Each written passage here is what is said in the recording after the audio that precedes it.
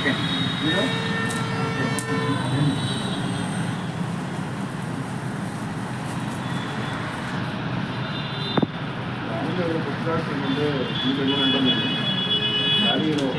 ఉపనిషత్తులు పద్ధతి ప్రకారం నాకు కూడా మనిషి పంచకంటే నేను చాలా సంతోషపడలేను. అందుకని నాకు దీనికి సంబంధించిన అర్హత ఉన్న లైఫ్ మొట్టమొదట అవకాశం కలిగింది.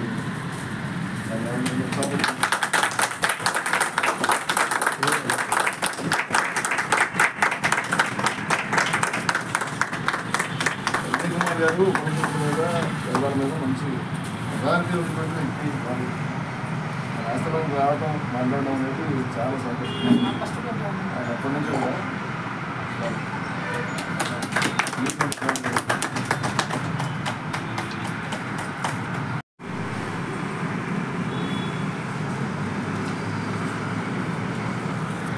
మనిషా పంచకం మన దగ్గర కూడా ఆ శంకరపేట పుస్తకం ఉంది.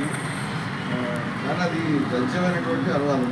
ఇది మీరు పద్యాల్లో చేశారు. అది అందువల్ల మనకు చెప్పారు ఆ విషయం. గురించి చెప్పారు. వాళ్ళు ఆ చక్కగా పాడే విషయం బాగుంది. ఎందుకంటే మన అద్భుతమైన సన్యాసం అద్భుతంగా ఉందని ఆయన అమృతానంద ప్రకాశ్ గిరి గారని ఆయన అన్ని చోట్ల ఉత్తర భారతదేశంలో చెందినటువంటి పరివరాజులైనటువంటి అద్వైత సన్యాసం వారు చెప్తున్నారు. విజయశంకర స్వామి గారు ఉన్నారు. ఇక్కడ చాలామంది జయబాబు ఉద్యమంలో రజనీ జగన్నాయకులు చాలామంది కుటుంబాలంతా కూడా ఏదో సరి ఉద్యమంలో పనిచేసి మంచిగా ఆల్మోస్ట్ ఇక్కడ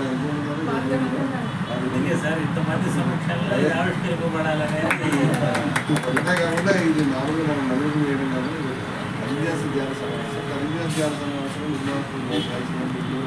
అందరికీ మార్గదర్శకులు అయినటువంటి రమణమూర్తి గారి యొక్క సమక్షంలో మీ అందరి యొక్క సమక్షంలో ఈ పుస్తకావిష్కరణ చేయడం అనేటువంటిది ఎంతో ఆనందదాయకం.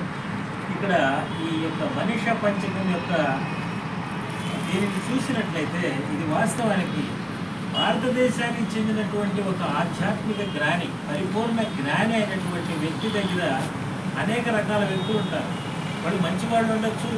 ఆయన యొక్క పేరు ప్రఖ్యాతలను చూసి మోహపడి ఆయన దగ్గర సేవ చేయడానికి వచ్చిన వాళ్ళు ఉండొచ్చు.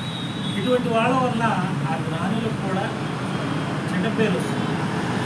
మరి అటువంటి జ్ఞానిని ప్రశ్నింపబడతాడనమాట. ఈయన దగ్గర ఉండే శిష్యులు వీళ్ళు ఇట్లా ఉన్నారేంటనే ప్రశ్నలు ఉన్నారు.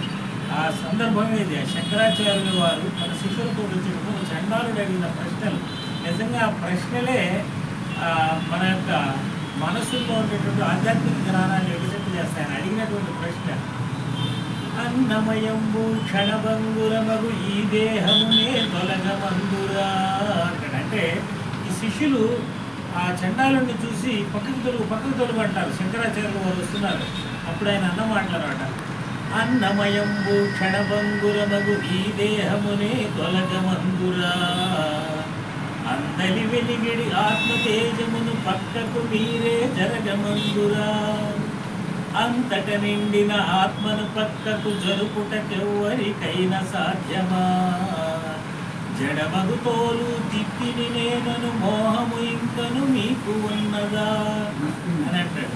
అంటే మీకే ఇంకా ఈ మోహం పోలేదా? జడమగు తిత్తిని నేను అని చెప్పి ఇంకా మీరు అనుకుంటున్నారా అన్నప్పుడు ఆదిశంకరాచార్యులు వారు చెప్పినటువంటి 5 శ్లోకాలు నేను 2 చదివినిపిస్తాను, 2 పాడి వినిపిస్తాను.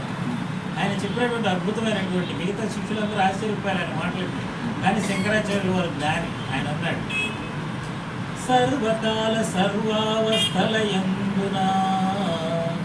జీవ మొదలు బ్రహ్మాండము వరకు నిండియున్నా ఆ పరచైతన్యమే తానని తెలిసిన మహాజ్ఞాని చండాలుడైనా విజుడైనా నాకు అతడే సద్గురువు. నమస్కారం చేసి అలాగా ఆ జ్ఞానిని నమస్కరిస్తూ ఆయన స్థితులు కూడా చెప్పుకున్నాడు. ఏం చెప్పుకున్నాడు అంటే గురువాక్యమును నా మదిలోనే దృఢముగా నేను నిలుపుకొంటిని జడమును వీడి చైతన్యమునే నిత్య సత్యమని తెలుసుకొంటిని కర్మ ఫలముపై మోహము వీడే జ్ఞాన సాగరము చేరుకొంటిని సత్య సాధనకు ఈ దేహమునే సాధనముగా మలచుకొంటిని.